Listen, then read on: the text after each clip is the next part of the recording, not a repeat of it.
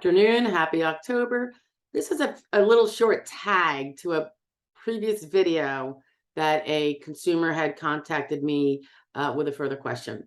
So the video was about, it was for parents of disabled children and some things they should remember to do now while the children are young, whether they're minors or in their early 20s, so that in the event they would be eligible for disabled adult child benefits later when the parent either becomes disabled, retires, or passes away.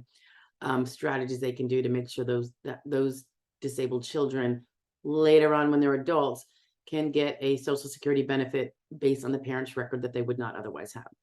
Anyway, so the parent, I believe it was the father, had asked me, and this was with regard to a child who, once he hit 18, was eligible for SSI because he now met the financial criteria. And the father wanted to know when so the child is getting SSI as an adult. And the father wanted to know when he does file retirement himself and his adult disabled child would then be eligible to apply for DAC.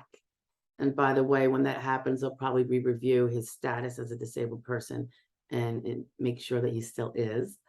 So that's a whole nother thing.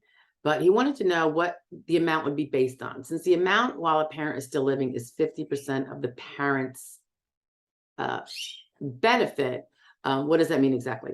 He wanted, the father was contemplating taking early retirement at 62. I don't know if he was going to do that so that his child could get DAC at that age, which was only 2 years away, or if he was doing it for other reasons. But anyway, he wanted to know if the child's 50% would be based on his early retirement amount or his primary insurance amount, which is the amount one would take, generally speaking, if they waited to full retirement age to actually collect, which nowadays for most people coming into the age of retirement is 67.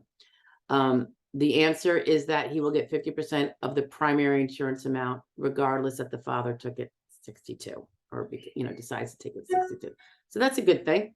And I just wanted to make sure I had the code section so that you can look this up yourself. That's always nice. 404.353.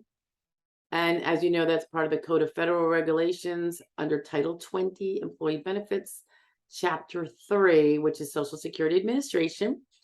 So within Chapter 3, you want to go to Part 404. And then within that, you want to go to 353. So 404.353. And there you will find that answer. Okay. I hope that helps.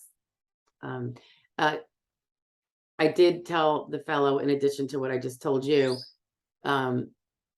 depending on what his reasons are for taking it at 62, if it was just so his son could get DAC sooner, do the math.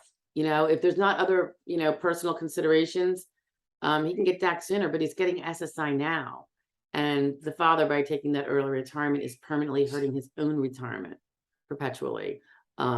So, and he will technically be reducing any spousal survivor benefit potentially later. So, in the fact that well, I'm not going to go into it, but he might not want to, now that he knows, his son is getting the SSI and he can get that until the father's 67 or 70, so that the father can max out his own retirement benefit when he stops working.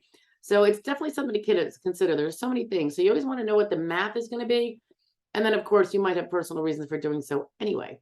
So anyway, hope that helps. And just wanted to share that little tidbit that it will be part of the percentage of the PIA and not of the early retirement. For those that do need to take the early retirement, that is a bit of a relief. Okay. Have a great day. If you have any questions, just, you know where to reach me. Bye-bye now.